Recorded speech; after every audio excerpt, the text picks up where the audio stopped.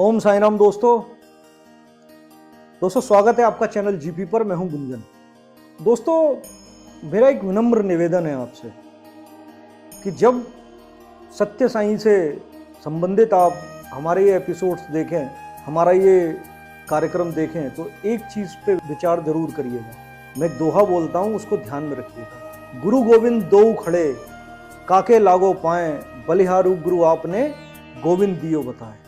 यानी आपका जो भाव उनके लिए है, उनको उसी भाव में रहकर इस कार्यक्रम को देखिएगा।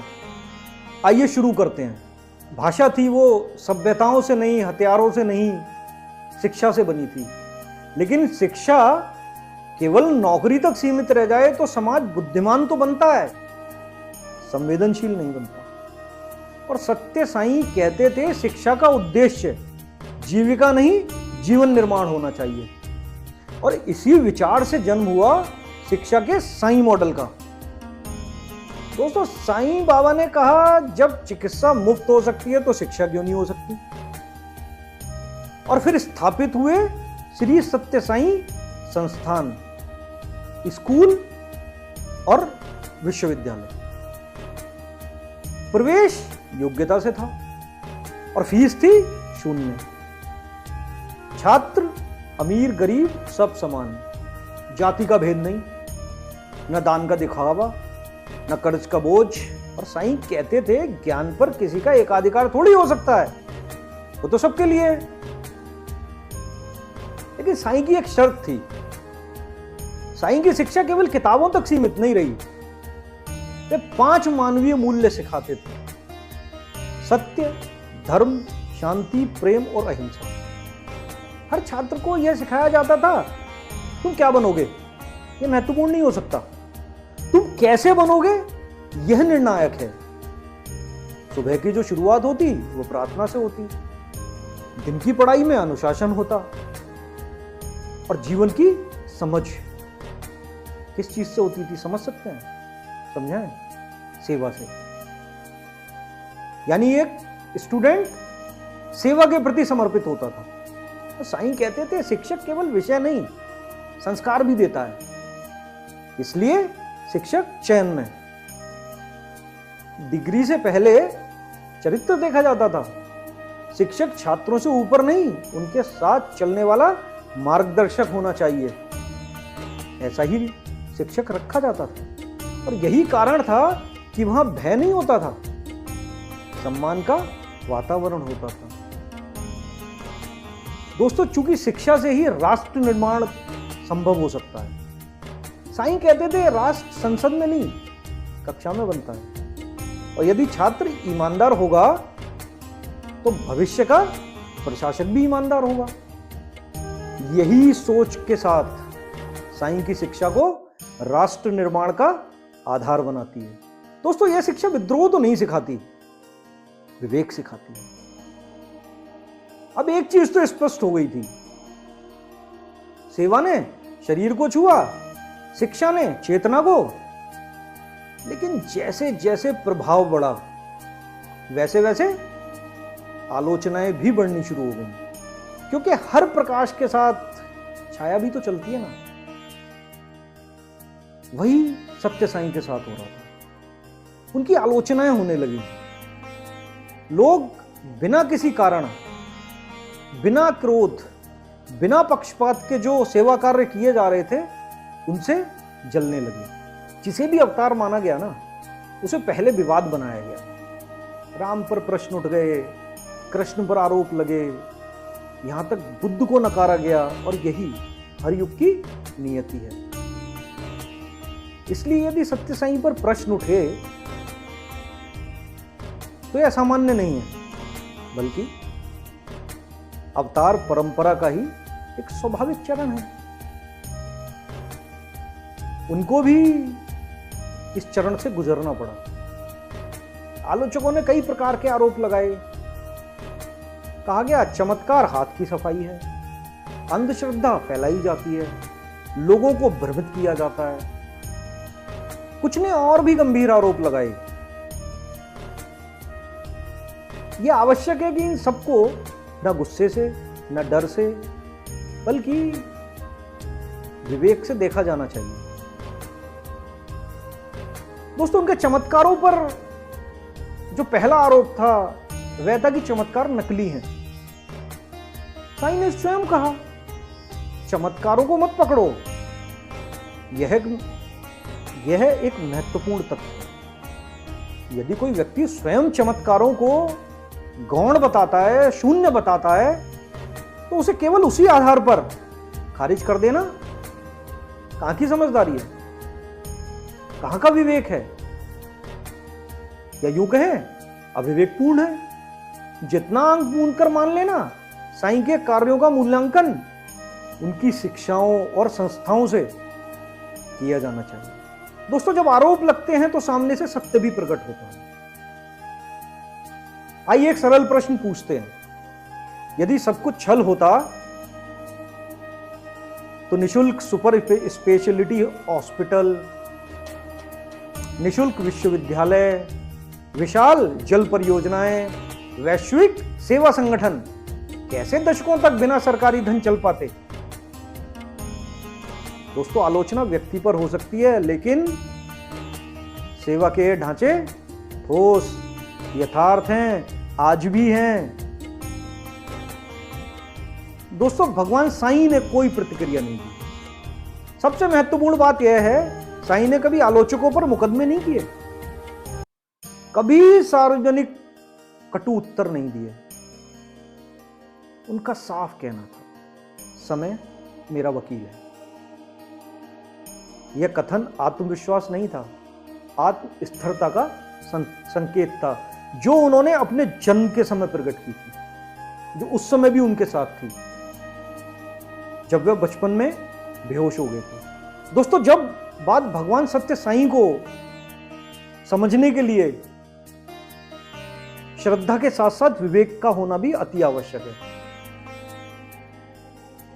क्योंकि भगवान साईं ने स्वयं कहा था, मैं आया हूं, मैं हूं और मैं आऊंगा। दोस्तों, सत्य साईं बाबा की जब बात करते हैं तो हमें उनके संदेश की भी बात करनी चाहिए, जो आज की इस समय में बहुत ज्यादा जरूरी हो जाता है आज की युवा पीढ़ी के लिए। दोस्तों, अवतार किसी एक शरीर में तो नहीं बंधा होता। शरीर आता है, शरीर जाता है, लेकिन चेतना चलती रहती है। और यही कारण है कि सत्य साईं ने अपने जीवन काल में एक वाक्य बार बार दोहराया, मैं आया हूं, मैं हूं और मैं आऊंगा। यानी यह कथन रहस्य नहीं, निरंतरता का संकेत था। यह संकेत था कि भगवान राम, भगवान कृष्ण दोनों को ही इस जीवन में, दोस्तों, शिरडी साईं जहां भक्ति और समर्पण के लिए याद रखे जाते हैं, सत्य साईं सेवा और शिक्षा, और प्रेमा साईं विश्व स्तरीय प्रेम चेतना। साईं कहते थे, पहले हृदय को ईश्वर से जोड़ो, फिर हाथों को सेवा से जोड़ो, और अब पूरे मानव समाज को प्रेम से जोड़ना है। दोस्तों, प्रेमा साईं का संकेत सत्य साईं ने स्पष्ट रूप से दे दिया था। प्रेमा साईं कर्नाटक में प्रकट होंगे। उन्होंने यह भी कहा, वे किसी आश्रम में नहीं आएंगे, बल्कि सामान्य समाज में कार्य करेंगे। उनका उद्देश्य चमत्कार तो नहीं होगा, बल्कि मानवता को एक परिवार की तरह जोड़ना होगा। यह कोई तात्कालिक भविष्यवाणी नहीं, बल्कि आने वाले युग के लोगों के लिए मानसिक तैयारी। दोस्तों, भगवान साईं के अनुयायियों को उन्होंने एक चेतावनी भी दी, किसी नाम, किसी रूप के पीछे आपको भागना नहीं है। यदि प्रेम तुम्हारे भीतर है तो प्रेमा साईं पहले ही प्रकट हो चुके हैं। यह कथन बहुत गहरा है। क्योंकि अवतार की पहचान करना आंखों से संभव नहीं है, वह सिर्फ उसके आचरण से ही हो सकती है। दोस्तों, भविष्य के विषय में जो साईं कहते थे, भविष्य का सबसे बड़ा युद्ध धर्मों के बीच नहीं, मनुष्य और मनुष्यता के बीच होगा। इसलिए प्रेमा साईं का जो मार्ग है किसी एक धर्म का नहीं, बल्कि सार्वभौमिक मूल्यों का होगा। सत्य, करुणा और प्रेम, यही भविष्य का आधार होगा।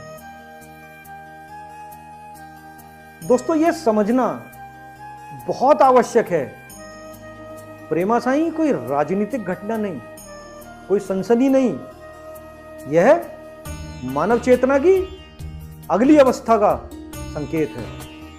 यानी जब प्रेम बढ़ेगा, कटुता खत्म होगी, तो प्रेमा साईं के आने का संकेत प्राप्त होगा।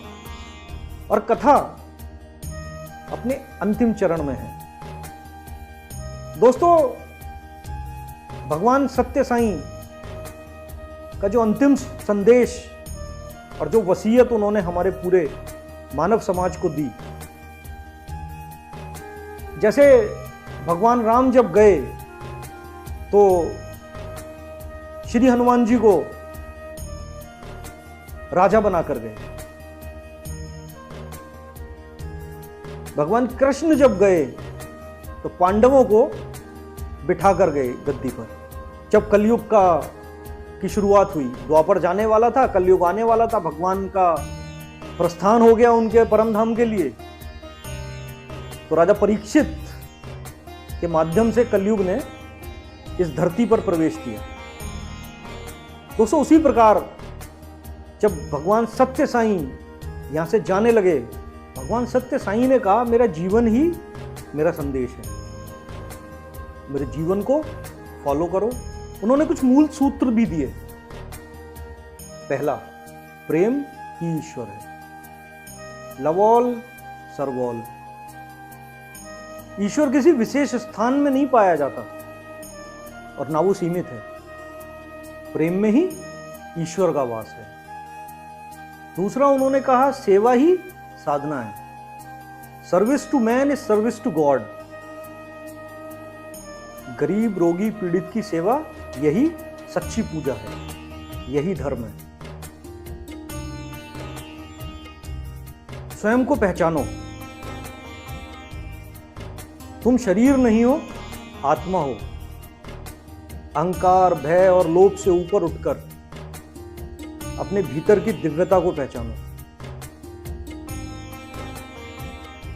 धर्म नहीं, मानवता। उन्होंने चेताया,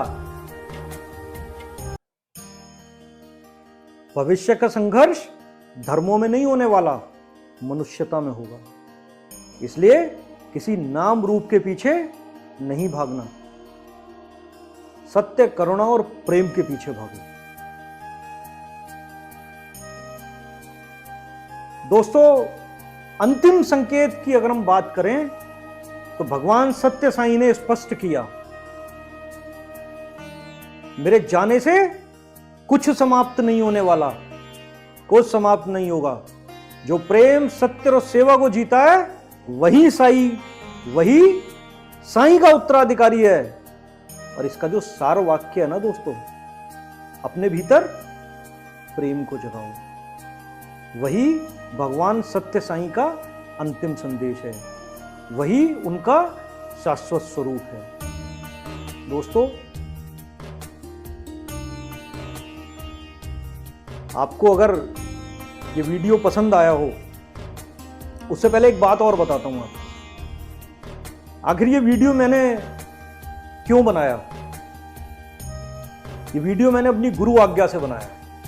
मुझे गुरु से आज्ञा प्राप्त हुई, उन्होंने मुझे कुछ कहा, मैंने कोशिश की कि उनकी आज्ञा का मैं पालन कर पाऊं। पंडित आर.के. मिश्रा जी का। दोस्तों, अगर वीडियो पसंद आई हो, लाइक करिए, सब्सक्राइब करिए और शेयर भी कर दीजिए। बहुत बहुत धन्यवाद। ओम साईं राम।